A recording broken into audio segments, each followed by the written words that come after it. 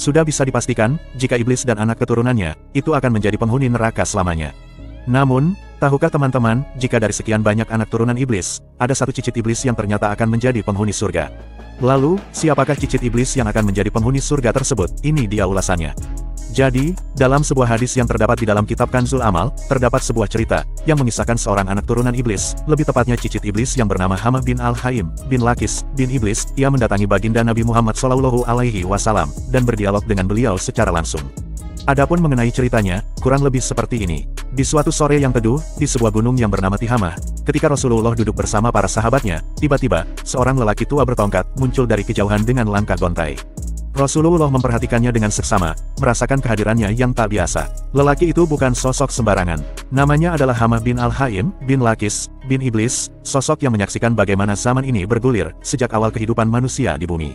Rasul kemudian bertanya dan berdialog dengannya. "Siapakah engkau?" tanya Rasul. Lelaki tua itu menjawab, "Saya Hamah bin Al-Haim bin Lakis, bin Iblis." Rasul kemudian bertanya lagi, "Berarti antara kau dan iblis hanya terpaut 2 generasi." Hamah membenarkannya, dan mengungkapkan bahwa ia telah hidup hampir selama dunia dihuni oleh manusia. Hamah lantas menceritakan semua kejadian, dan hal-hal yang pernah ia alami selama hidupnya kepada Rasul. Ia mengisahkan peristiwa Qabil yang membunuh Habil, yang mana saat itu, ia masih anak-anak, dan ia mengaku bahwa dulu, ia diperintahkan untuk merusak makanan dan memutus hubungan kekeluargaan. Rasul lantas menegur perbuatan Hamah di masa lalu itu, tetapi Hamah segera menyatakan, bahwa ia sudah bertaubat kepada Allah. Hamah juga bercerita, bahwa ia telah hidup pada zaman para nabi terdahulu. Ia pernah bersama Nabi Nuh di dalam masjidnya, mengkritiknya karena telah mendoakan keburukan atas kaumnya. Namun, ketika Nabi Nuh menyesali doanya, Hamah pun menangis bersamanya. Ia juga bertanya kepada Nabi Nuh apakah tobatnya bisa diterima, setelah pernah terlibat dalam pertumpahan darah sejak zaman Habil. Nabi Nuh kemudian membimbingnya untuk bertobat dan sholat 2 rakaat. Allah pun menerima tobatnya, hingga ia bersujud selama setahun penuh. Selain itu, Hamah juga pernah menemani Nabi Hud, Sholih, dan Yakub alaihimussalam dalam perjalanan mereka. Ia juga diberi kedudukan penting oleh Nabi Yusuf, serta sering menemani Nabi Ilyas di berbagai lembah. Ia bahkan pernah bertemu dengan Nabi Musa, dan diajarkan sebagian isi Taurat olehnya.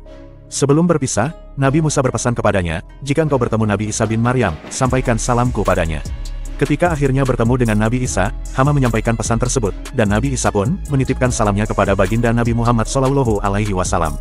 Ketika Hamah akhirnya bertemu Rasulullah, ia pun menyampaikan salam dari Nabi Isa tersebut. Kedua mata Rasulullah pun berlinang air mata. Lantas beliau bersabda, "Semoga kesejahteraan terlimpah atas Nabi Isa alaihissalam, begitu pula padamu, wahai Hamah, yang telah menyampaikan titipan salamnya kepadaku." Hamah kemudian meminta kepada Rasulullah, agar diperlakukan sebagaimana Nabi Musa pernah memperlakukannya, yaitu diajarkan ilmu agama. Rasulullah pun, akhirnya mengajarkan beberapa surat Al-Quran kepadanya, yaitu, Surat Al-Mursalat, Surat An-Naba, Surat At-Takwir, Surat Al-Falaq, Surat An-Nas, dan Surat Al-Ikhlas. Setelah itu, Rasulullah bersabda kepadanya, "Sampaikanlah keperluanmu kepada kami, wahai Hamah, dan janganlah sungkan mengunjungi kami." Hamah lantas meminta kepada baginda Nabi, agar beliau mendoakannya, supaya Allah menerima taubatnya dan memasukkannya ke dalam surga. Rasulullah pun mengabulkan permintaannya itu. Setelah wafatnya Rasulullah, Umar bin Khattab selalu bertanya-tanya tentang Hamah. Beliau berkata, "Rasulullah telah wafat, namun beliau tidak pernah memberitakan kematian Hamah kepada kami. Kami tidak tahu apakah sekarang ia masih hidup atau telah wafat."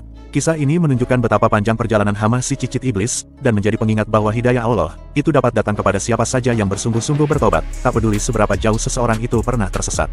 Wallahu alam.